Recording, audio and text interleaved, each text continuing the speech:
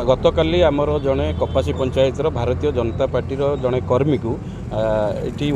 arrest करागला परे बुझिलु जे थाना से कहते ना पूर्व वारेंट थिला वारेंट बल आम गिरफ्तारी करूँ आमर कथा खाली तो बीजेपी लोक ना वारेंट ना विभिन्न दल बीजेडी हो कांग्रेस हो विभिन्न लोक ना वारेंट रही जो दाबी नहीं कि आम संगे आज आलोचना करूँ छवि मल्लिक नेतृत्व में आम आज भारतीय जनता पार्टी कर्मकर्ता कर्मी मैंने देखा कलु एसडीपीओ डेपुटी एसपी और आईआईसी आगे आलोचना है सी आमको निर्भर प्रतिश्रुति देले जे लोक केमती उपयुक्त न्याय पाइबे आम उपयुक्त न्याय देवु एवं निरपेक्ष भाव में जो वारेंट आसी जेहेतु इलेक्शन वर्ष से कहया कथा वारेंट आसी तो निरपेक्ष भाव में खाली बीजेपी नुह जो दलर अच्छी वारेंट आम समस्त को अरेस्ट करूँ और आम चेतावनी देलु जदि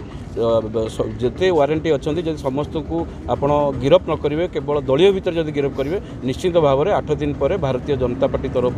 थाना घेराव कर थाना आगे धारणा दिज्व तो से निर्भर प्रस्तुति देते लोक केमती न्याय पाइबे निरपेक्ष भाव में केमती न्याय पाइबे निश्चित कार्य करने आम प्रतिश्रुति देलापर आम आसीचु अपेक्षा कर समय को कार्यकाल कौन हो प्रश्न रोचे आमर काली भारतीय जनता पार्टी दिज कार्यकर्ता को पुलिस गिरफ्त करथिला एवं कोर्ट को फरवर्ड करथिला किंतु आमको अनुभव है जे एटा गोटे दलीय सिस्टम रे चली एकतरफा भाव में प्रशासन खाली भारतीय जनता पार्टी कार्यकर्ता को गिरफ्त करुच्ची तेणु आमर प्रशासन सारे आलोचना थिला जे ये निष्पत्ति कहीं आपण नौकरी कौन पे एक अपेक्षा एटा कर कहवा कथा हूँ जे आमर उपरू इंस्ट्रक्शन आसी मीटिंग होता जे जो मानकर वारंट अच्छी आम अरेस्ट करूँ आम पर्यायक्रमे अरेस्ट जिते वारंटी अच्छा नियाली निर्वाचन मंडली में कि पर्टिकुलर नियाली ब्लॉक रे जोटा नियाली पुलिस स्टेशन अंडर जाऊँगी से आम जो लिस्ट आसी से लिस्ट अनुसार आम अरेस्ट करूँ तेणु आम खाली आपण लोक अरेस्ट करनु आम विभिन्न जो मैंने केस अच्छा आम अरेस्ट करूँ ये आलोचना है एवं आलोचना पर से भी कहते जे नाई आम यार निश्चित पदक्षेप नेबू आम वारंट जो करूँ आउ एणिके आगू भी जो वारंट जो मान ना अच्छी आम अरेस्ट करूँ आम एकपाखिया करूँ आईन श्रृंखला को नहीं आपंकर कौन कथा रोजे आप गोटे कथा लिखिले से थाना पलटि बीजेडी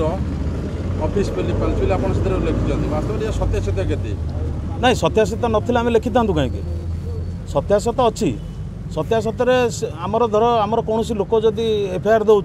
से चार्जसीट देला बेलू गोटे प्रकार दफा लगुच जो दफाटा कि बेलेबुल होनी कि जहाँ को जार टे माने टी खंडिया है 307 कराऊँगा से विषय में आम आलोचना कलु आलोचना कलापर पुलिस प्रशासन कही जे नाई सेमती किसी आम करूँ आ जो आम भी समय देचु जदि तुम फर्दर एमती एकपाखिया भाव में गिरफ्तारी आ एकपाखिया भाव में दलीय भित्तिक कार्यक्रम कर आगामी दिन में अनिर्दिष्ट काल ये आंदोलन हम बोली आम चेतावनी देकर आसचु काली आमर दुईटा वारेंट एग्जिक्यूशन होता पदना गाँव विनय राउत और अमूल्य स्वाई सेटा को सेमाने जनक ना 6टा वारेंट थिला और जनक ना गोटे वारेंट थिला तो सेमाने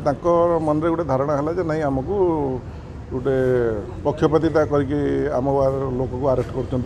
प्रकृत से भाया कौन घटना ना जेहेतु थाना माने ना वारेंट थिला गिरफ्त कराई से दाबी था निरपेक्ष भाव में वारेंट गुड़ा लोक को गिरफ्त करा जाऊ तेणु से आमर तो निरपेक्ष भाव में ही होउची एवं आगको भी सेमती निरपेक्ष भाव में जहाँ ना भी वारेंट अच्छे समस्त को एक्जिक्यूट करा गोटे कथा पुलिस प्रशासन पक्षपात कर विजु जनता दल कार्यालय हिसाब से परिगणित होती बीजेपी अभियोग ना ना ना कौन प्रकार पक्षपातिता कराना थाना एवं